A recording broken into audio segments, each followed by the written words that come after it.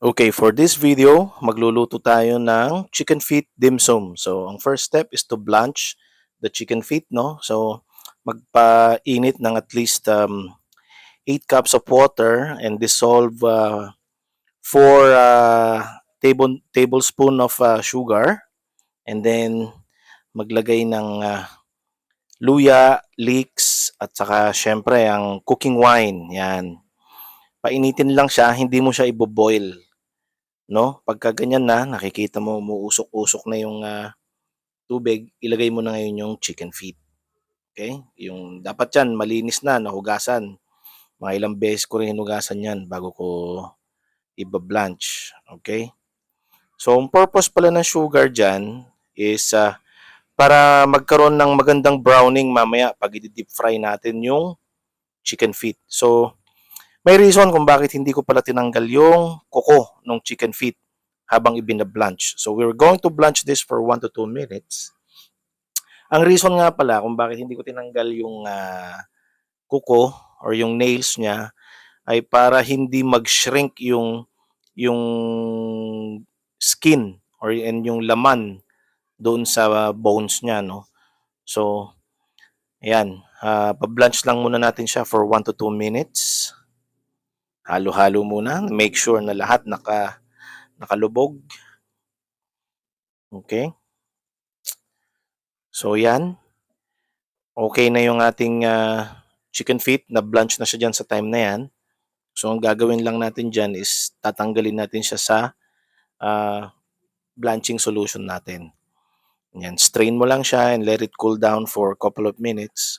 And then, ayan, kailangan natin magsuot pala ng gloves dyan para i-trim yung nails ng ating chicken feet. Yan, para syempre sanitized, malinis ang ating kakainin. So, titrim mo dyan yung nails niya, no? So, kahit isagad mo, yung saktong-sakto lang, hindi naman yung sobrang laki. Enough lang na matanggal yung nails. Yan. And then, kung makikita nyo, may naka-prepare na pala ako dyan ng mga ingredients natin. Gagamitin natin na yung sauce, and then yung ating fermented black beans, at yung ating fermented peanuts. Okay? So yan, nililinis ko lang dyan yung nails ng ating chicken feet. So yan, okay na. Okay na siya dyan. O yan, yung sauce, fermented black beans, at yung ating fermented peanuts. Okay, yung sauce mamaya, no? Check nyo na lang sa comment section. Ilalagay ko dun yung recipe ng sauce. So yan, magpapakulo na tayo ng mantika. Make sure na mainit na mainit yung mantika. And then, saka mo ilaglag yung chicken feet sa kumukulong mantika. Okay? Medyo mag-ingat lang tayo sa pag deep fry kasi talagang matilamsik 'yan. Pumuputok talaga 'yan yung chicken feet pag deep fry. Actually, ito yung pinaka nakakainis na process dito sa dish na ito, no? But ito kasi kailangan 'yan para ma-achieve natin mamaya yung yan, katulad yan, tamang browning. And para ma-achieve natin yung tiger skin ng ating chicken feet. Okay? So, kaya dapat meron pala kayong lid when deep frying the chicken feet kasi talagang tumitilamsik yan. And I recommend you deep fry in batches para hindi kayo mahirapan. Yan. So kita nyo, ang ganda ng pagkaka-brown ng ating chicken feet. That's because of the sugar na nilagay natin dun sa blanching solution natin kanina. Okay, so after deep frying, eto na, one of the crucial procedure is to ice water bath. Yan. Kailangan ibabad siya sa iced water, no? For at least 1 to 2 hours. Ang purpose is para makuha natin yung tiger skin and para lumambot yung chicken feet. So, yan. It's time for us to cook the other ingredients para sa ating chicken feet sauce. Okay, dyan, naggisa lang muna ako ng luya and then bawang. Tapos yun nga, yung green onions natin. And then star anise. Yan. Gigisahin mo lang yan. And then yung ating fermented black beans. Yan. So after nyan, ilalagay na natin yung sauce. Yung mga aromatics muna and then yung sauce na ginawa natin. Okay? Pagka okay na yung aromatics, naamoy na natin ng mga aromatics niya. So we put in the sauce. Yan. I-thicken lang natin ng konti ang sauce.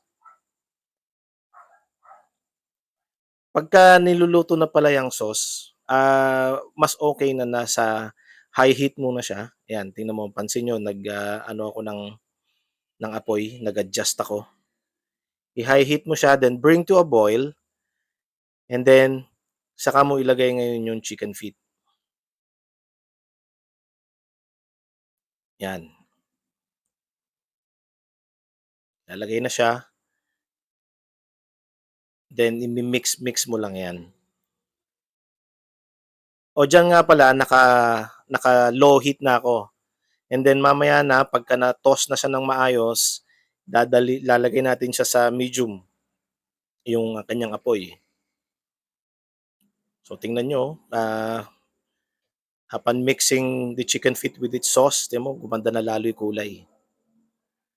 Ayan. And then, to toss mo siya na maayos para just to make sure na coated lahat ng chicken feet natin. Okay, then after that, maglalagay na tayo ng boiling water. Yan, kasi we're about to braise our chicken feet. So sa pagbe-braise ng chicken feet, I would recommend na i-transfer sa saucepan talaga or sa braising pan. Kasi wala kasi akong braising pan so ang ginamit ko dito is yung kaldero.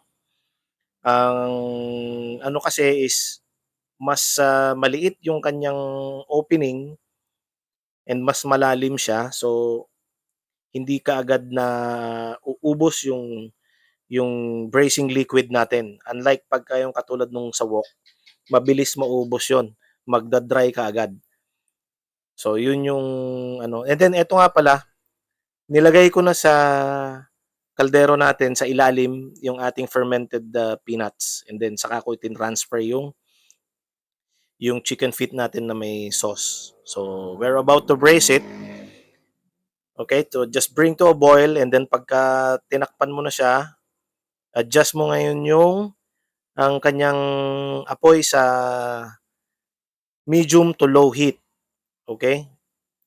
And then braise it for 40 minutes. Yan. Braise ka ng 40 minutes, then after nun, ang next step naman natin is i-steam na natin yan. Steam for about 8 to 10 minutes, then you're ready to serve. Ayan, so yung sa part na yan is okay na. Tingnan mo, ang ganda ng chicken feet natin, no? Texture pa lang, masarap na.